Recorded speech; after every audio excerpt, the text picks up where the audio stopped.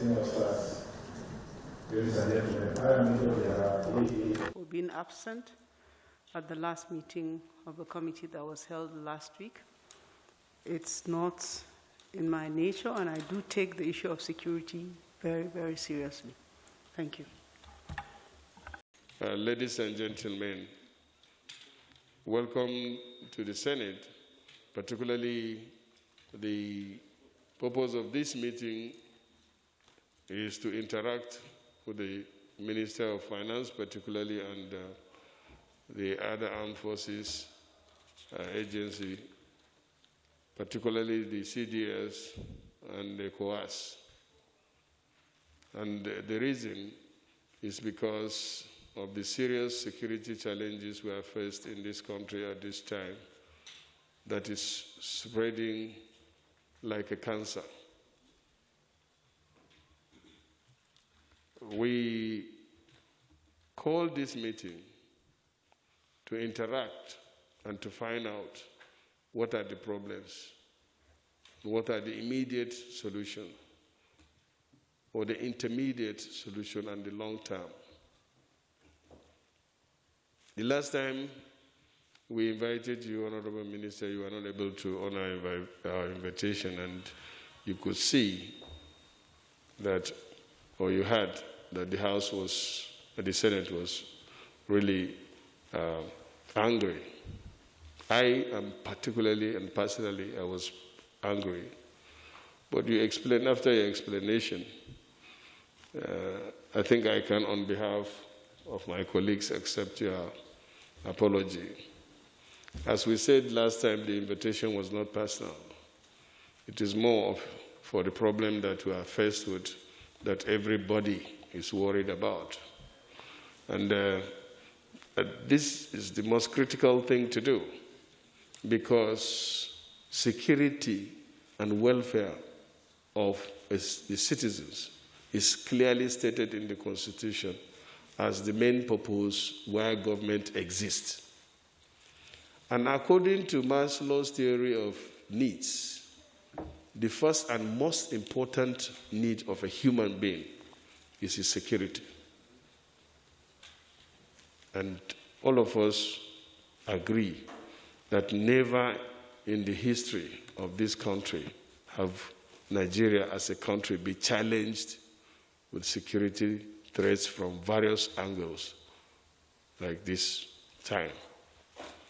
It has gotten so bad that in a country of ours, citizens have resorted to negotiating with criminals in order to live in peace. In Shiroro, the residents of that local government have entered into negotiation with criminals to allow them exist. In Nigeria, of today, we are having government within government. And all this is because of security. In the southeast, or in the east generally, because even south-south, the Eastern Security Network has taken over the security of that area, molesting everybody at their will and doing whatever they want. And our armed forces are overwhelmed, not because they don't have the capacity or the ability, but they don't have what it takes to do the job. No matter how good a farmer is, if he doesn't have implement, he cannot cultivate enough for him to even survive on, talk less of making a living out of it. And that's why we invited you, most importantly because we are having conflicting reports and figures. When we confront the Nigerian army, why are you not performing? They will tell us we don't have money, we only manage with what we have. So that's why we invited you to say, what's going on? I interacted personally with Mr. President on the issue of security because I come from the epicenter of the crisis, where insurgency have been bedeviled us for the past 11 years, unabated. By the time Nigerian army puts its effort, and then it comes up again. Unfortunately, now the problem of the security challenge have expanded to other parts of the country. The Northwest, the banditry there, it started with individual kidnapping, but now it has, expanded to massive or mass abduction of children, particularly in school. We remember the Greenfield University in Kaduna. Up to now, I think there's 17 or so of 17 of them. They are even threatening that they will be killed today. God forbid. The students abducted from College of Forestry somewhere in Kaduna are still in captivity. So on, so on. The list can go endlessly. If you go to Southeast, as I said, the criminals are burning down police formations. Prisons have been vandalized. And you recently, South, Akwa Ibom, so many police have been killed. Even last week, the INEC office in Akwa Ibom was raised. Yesterday, was raised down.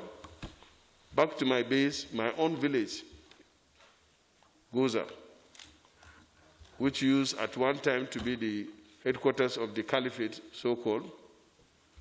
We are getting used to Boko Haram attack because we vowed that we cannot go anywhere again with the experience that we had, where we had to run away in 2014, thinking that the problem is just for a day or two or 1 week. And we have been displaced now for, this is running to 6 to 7 years. We are scattered all over the country.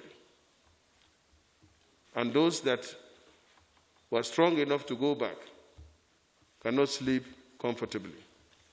I interact with the armed forces very regularly. I have the insight.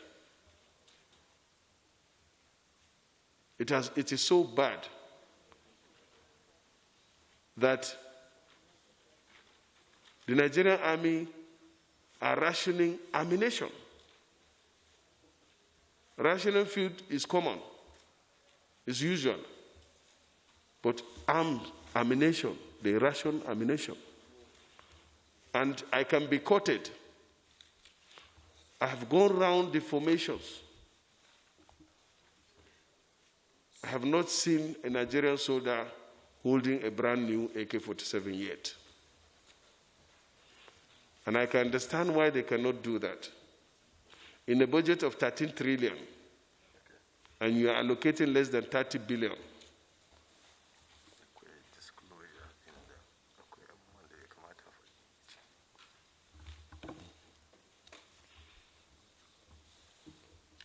as I said, I can be quoted. Up to now, when I go around, the only place I've seen army holding new AK-47 is in Abuja. And that is necessary because that is the image of Nigeria. But outside there, the Nigerian army are managing with very old AK-47s. So this meeting is very, very critical. This remark is what I can say now on the surface. After this remark, we will decide, the committee, my colleagues will decide on whether to continue with it in an open session like this, or in a closed, or in camera, as you call it, depending on what we think is better. But I am hoping, and Nigerians are looking forward, surprisingly, to this meeting, thinking that something will really come out of it.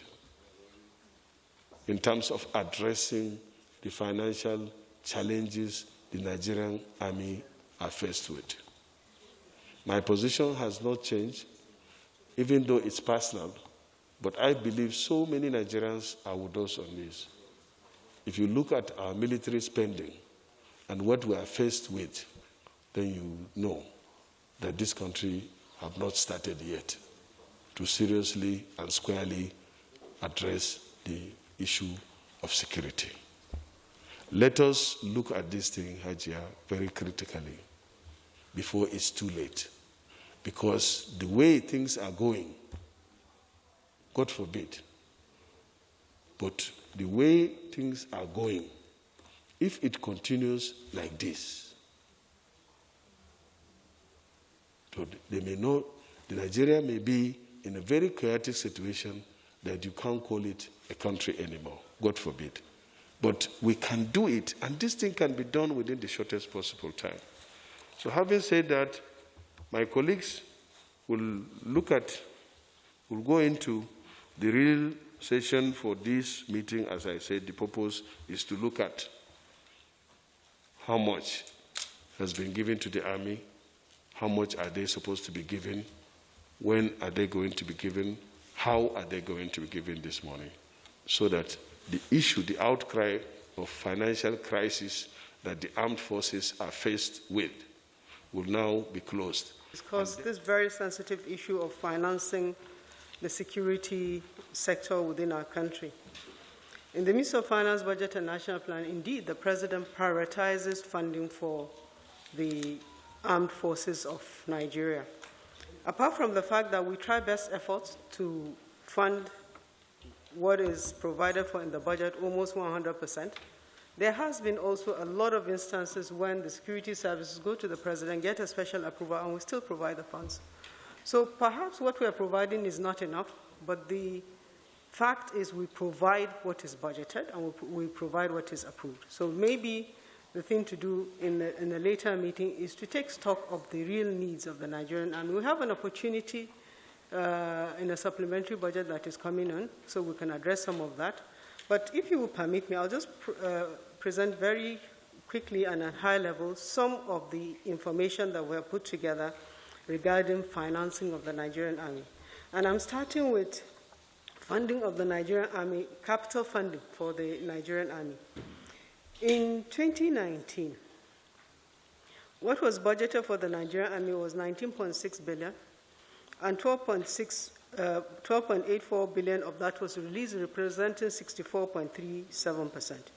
In 2020, Yes, colleague, that is on A. If you yes, look at, I'm speaking to Schedule A, just the front page. you refer to A. So, okay, yeah, go ahead. Appendix A.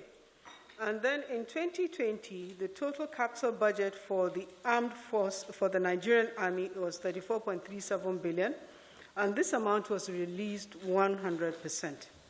In 2021, that is this current year, the total budget for the Nigerian Army is 29 billion, and so far, and we're in May, and this is as at April, we have released 17.98% of that, which is 61.92%. So it means we're on course to also release 100%.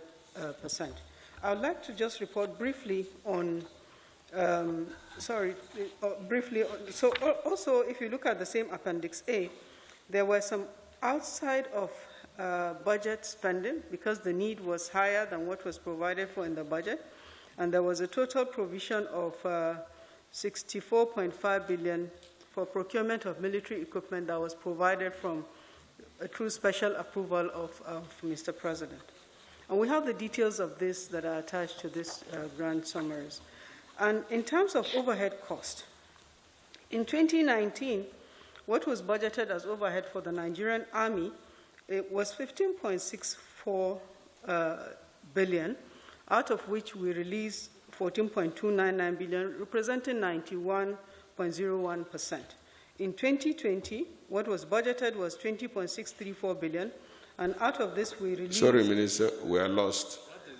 Also, I moved to B, because you said you didn't want to go through details. Can refer us to the document so that we will follow you. So I'm now on B, which is Details of overhead costs releases Yes, B, to the Nigerian distinguished Army. colleagues, B. Appendix B.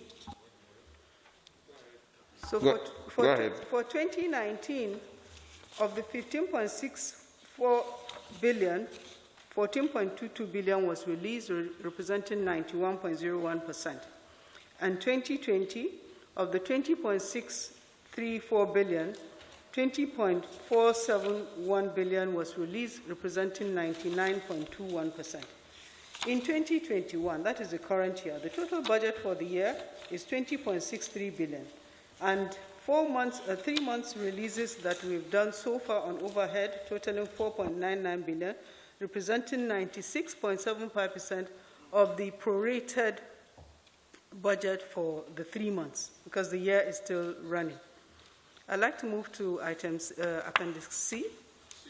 Yes, Appendix C is the personnel cost, the Nigerian Army personnel cost. In 2019, what was budgeted as personnel cost for the Nigerian Army was 192.155 billion. But because of the adjustment that we had to make for the minimum wage, the spending, the releases, was 122.91% over the budget at 237.42 billion. And apart from the releases that were directly done in the budget by adjustment for the minimum wage, there was also an additional release of 45.195 billion from the public service-wide adjustment, also meant to be augmentation of salaries due to the shortfall in the budget. Remember, in 2019, when the budget was passed, the consequential adjustment negotiations were not concluded.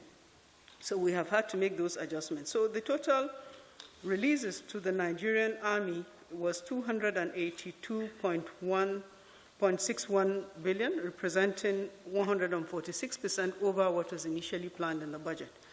In the year 2020, what was budgeted for overhead was 408.39 billion, and out of that we have released 399.18 billion, representing 97.74% of the budget. And in 2020, we're on course with total release now averaging 96.64% of the 4 months that we have already funded the Nigerian Army. If I may move to Schedule D, Appendix D, details of releases to the Nigerian Army from service-wide votes from January 2019 to April 2021. The first part of it, the year 2019, for Operation Lafia Dole, what was budgeted was 75 billion, but we ended up having to release up to 82.61 billion. Having released the 75 billion in the budget, there was an augmentation from service-wide special intervention of 7.61 billion. So this represents about 110% over the budget. Then I have in that same schedule a breakdown of the components of Operation Lafia Dole. The Nigerian Army, of the 82.619 billion, Nigerian Army got a component of 35.61 billion, representing 40%, while the Defense Headquarters got 25%, and the Nigerian Air Force got 21%. Then below this breakdown for Operation Lafia Dole is details of some of the extra budgetary funding that Mr. President gave special approvals for, and there's a total of 12.422 billion, which was also fully funded and released to the Nigerian Armed Forces. There was also a special provision for Operation Hadar and Daji and Thunder Strike, Operation Thunder Strike.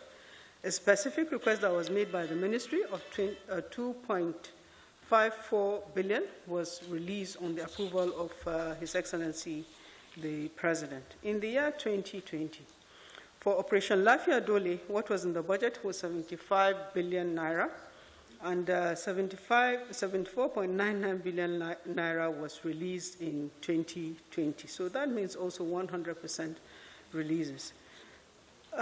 We have just below that a breakdown of the makeup of the 74.99 billion, still showing that the Nigerian Army benefited 46% at 34.64 billion of the 75 billion that was expended for Operation Lafia Dole.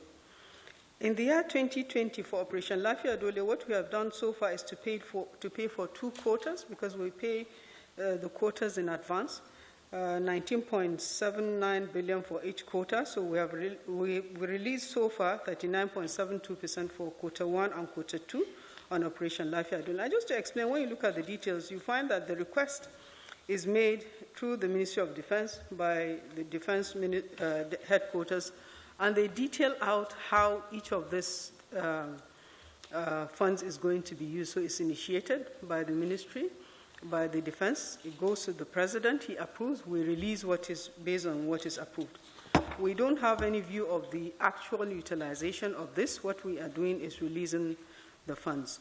Also in 2021, at the last page of Appendix C, you see the details of the summary of the breakdown of this 39.7 billion cutting across the Ministry of Defense, Defense Headquarters, Nigerian Army, Navy, Air Force, and the Defense Intelligence Agency.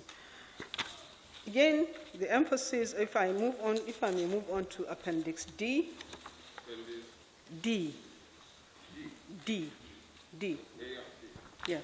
Appendix D is details of releases to the Nigerian Army from service-wide vote for January 2019 to April 2020. So that's the same appendix that I just finished. So after those appendices, we have details of each of these line expenditures, including the warrants, and in some cases, the requests and the approvals are attached. So that is something we can go through later. The point I just want to emphasize is that the Ministry of Finance, Budget and Planning has been responsible and responsive to providing funds for the Nigerian Army. We are limited, of course, by the fiscal space that is currently available, and also by what is appropriated in the budget. We know, I have personally met with the Chief of Defense Staff and all the service chiefs, and I know that their need is very, very large, and not in the budget, and also not even the size of funds that we can approve, that we can afford to provide right now. So we need to all sit together and look at how we can rearrange the cost of governance so that we can shift emphasis on funding, because there are other sectors of the economy like health and education that are also, and social investment, that are also critical. So that's not something that we can decide on our own. It's something that has to be a collective effort, because whatever we remove from the other sectors to apply to security, the other sectors will also be affected. So I want to just say that I'm glad that this process is happening. Perhaps this will be the pathway towards relooking at how we fund the Nigerian Armed Forces, but also emphasizing that we have, from our view in the ministry, been funding near 100% all the requirements of the Nigerian Army. And I know that there are more, because I've seen additional requests, but we are limited in terms of what we're able to provide at any point in time. Thank you very much, Mr. Chairman. Senate and the invited, when I'm talking about the invited guests, that is the Honorable Minister and the staff that you think are necessary for the closed session. So if there is any comment from the principal staff officers here that represent the armed forces, then you can indicate interest in saying something before we ask the cameramen out. But before that, I want to say to the cameramen too, that this meeting is supposed to hold with the CDS and the COAS also present. But because they called and requested that we should rearrange the meeting, because right now there is a Security Council meeting going on in the presidency, and we felt that the key person that we want here in order to reconcile or have effective interaction is the Minister of Finance, and those that are dealing with the finance, the principal staff officers that are dealing with the finance. and all of us are here. The service chiefs, please. You know the importance